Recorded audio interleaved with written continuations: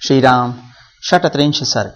सुग्रीव का अपनी लघुता तथा श्री राम की महत्ता बताते हुए लक्ष्मण से क्षमा मांगना और लक्ष्मण का उनकी प्रशंसा करके उन्हें अपने साथ चलने के लिए कहना। तारा ने जब इस प्रकार धर्म के अनुकूल विनय युक्त बात कही तब कोमल स्वभाव वाले सुमित्रा कुमार लक्ष्मण ने उसे मान लिया, क्रोध को त्याग दिया। उनके द्वारा तारा की बात मान ली जाने पर वानर यूथपति सुग्रीव ने लक्ष्मण से प्राप्त होने वाले महान भय को भीगे हुए वस्त्र की भांति त्याग दिया। तदनंतर वानरराज सुग्रीव ने अपने कंठ में पड़ी हुई फूलों की विचित्र विशाल एवं बहुगुण संपन्न माला तोड़ डाली और वे मत से रहित हो गए। फिर समस्त वानरों में शिरोमणि सुग्रीव ने भयंकर बलशाली लक्ष्मण का हर्ष बढ़ाते हुए उनसे यह विनय युक्त बात कही। सुमित्रा कुमार, मेरी श्री कीर्ति तथा सदा से चला आता हुआ वानरों का राज्य ये सब नष्ट हो चुके थे। भगवान श्री राम की कृपा से ही मुझे पुनः इन सब की प्राप्ति हुई है। राजकुमार, वे भगवान श्री राम अपने कर्मों से ही सर्वत्र विख्यात हैं।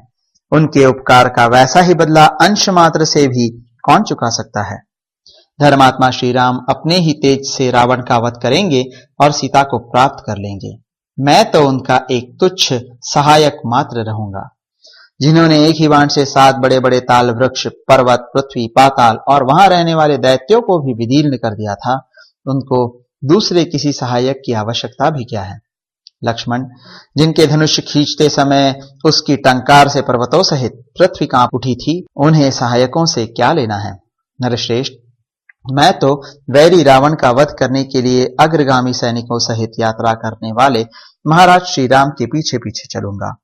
विश्वास अथवा प्रेम के कारण यदि कोई अपराध बन गया हो तो मुझ दास के उस अपराध को क्षमा कर देना चाहिए, क्योंकि ऐसा कोई सेवक नहीं है जिससे कभी कोई अपराध होता ही न हो। महात्मा सुग्रीव के ऐसा कहने पर लक्ष्मण प्रसन्न हो गए और बड़े प्रेम से इस प्रकार बोले।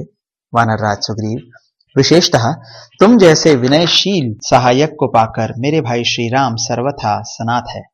सुग्रीव, तुम्हारा जो प्रभाव है और तुम्हारे हृदय में जो इतना शुद्ध भाव है, इससे तुम वानर राज की परम उत्तम लक्ष्मी का सदा ही उपभोग करने के अधिकारी हो।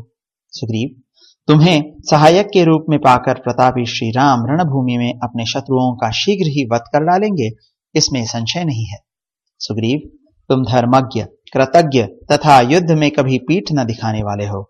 तुम्हारा यह भाषण सर्वथा युक्ति संगत और उचित है। वानर शिरोमणे, तुमको और मेरे बड़े भाई को छोड़कर दूसरा कौन ऐसा विद्वान है जो अपने में समर्थ होते हुए भी ऐसा नम्रतापूर्ण वचन कह सके।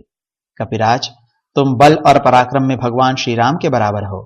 देवताओं ने ही हमें दीर्घ काल के लिए तुम जैसा सहायक प्रदान किया है। किंतु वीर, अब तुम शीघ्र ही मेरे साथ इस पुरी से बाहर निकलो। तुम्हारे मित्र अपनी पत्नी के अपहरण से बहुत दुखी हैं, उन्हें चलकर सांत्वना दो।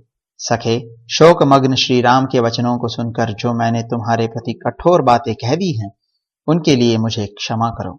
इस प्रकार श्री वाल्मीकि निर्मित आर्ष रामायण आदि काव्य के किष्किंधा कांड में 36वां सर्ग पूरा हुआ।